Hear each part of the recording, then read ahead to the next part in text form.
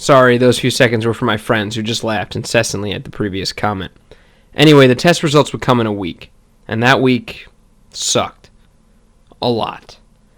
But the day the results would come in, well, that was some serious shit, because in essence, these test results would, to be rather blunt, determine whether a prostatectomy was even necessary, because if it spread, well, you can guess what that would mean. Surgery would still likely happen, but if it spread, two roads were ahead of us, both with the same preface, that being major cancer-fighting actions such as chemotherapy and radiation.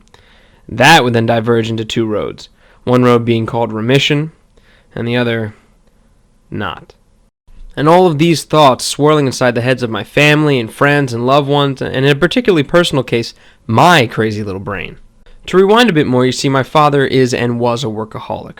When he was bringing up us kids, he was working overseas a lot, and when he was here, he was working late. I mean, we rarely ate dinner with the man. He was the breadwinner, my mother was the caretaker, and we didn't see him all that much when we were young, my brothers especially. I, however, was a special case. You see, around the age of 13, my father had a temporary retirement, and my mother went back to work. The roles sort of swapped, and while my brothers are close with my dad, I, in particular, had my father in my life as a burgeoning young adult, much more than Mark or Todd ever did. I'm particularly close with my parents, and I'm probably closest with my dad than anyone next to my mother. This is by no means meant to say that my brothers were not worried or upset or stressed about this prostate situation. They definitely were. But being the youngest, being closest, being at home with my father during all of this, well, let's just say I tend to take things on my shoulders a bit, even if I don't really have to. All I could think about was the worst case scenario. I'm by no means a truant worker when I'm stressed. I do my job no matter what the situation. But I can't deny that I was easily distracted. When things like this come to life, we often take them in stride or break at the hinges, and if we're given too much time to mull over the facts, we tend to become almost bipolar, striding and breaking, striding and breaking, striding and breaking. And that's what that day was to me. Me, realistic but hopeful, and then me, nearly breaking, thinking of what kind of future the worst could mean. At one point I could faintly remember my grandmother succumbing to cancer 10 years earlier, and when that idea crossed my mind, that was the moment where the hinges almost went bust. I left my office for a solid 20 minutes just to get a hold of myself.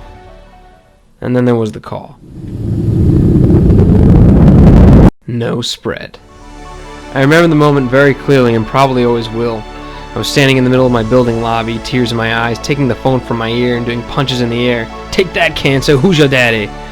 All I really could remember was what I said to my dad, which was, that's good news, that's such good news. And I went back to my desk and I got back to my work. And that was my longest day. Oh, so now you're wondering, what the hell happened on your second longest day, asshole? You know, the one you started with? Well, as my dad likes to say, everyone with a prostate, please step forward. Not so fast, Art Steinhardt. The prostate was removed and the surgery went very well. It was another good moment in the Steinhardt fight against cancer. But before you get too cheery and forget about all these want moments, I will say that no one is out of the woods just yet. My dad's still healing, and it takes a great deal of time to do so. They'll still have to get regular checkups, and you can never be sure if something metastasized before he had his surgery. Please cross your fingers for us. And in the end, I'll have to get checked for cancer for the rest of my life, as will my brothers, as will my children, as will their children, and so on, and so on. But you know, when I was making this whole thing, I had a really hard time trying to come to a conclusion. I mean, what was I really trying to say? I guess nothing more than what I could say. I was once told to write and create only what I know, and I think that's what I just did.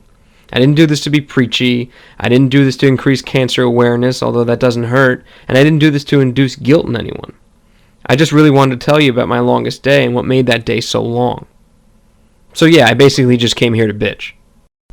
But I guess if I had to say one thing, I'd say this.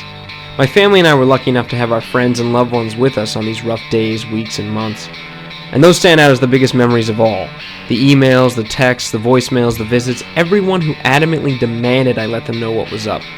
I mean, it's not like I wear my heart on my sleeve and people can just tell when something is wrong. Alright, are you guys done laughing yet? No, but seriously, that's the major message you should get out of this. Forget the minutia and the bullshit and keep your friends and family close. And those that aren't, get them back, for your sake and theirs. I mean, who knows when it'll be their longest day? Or yours. There was a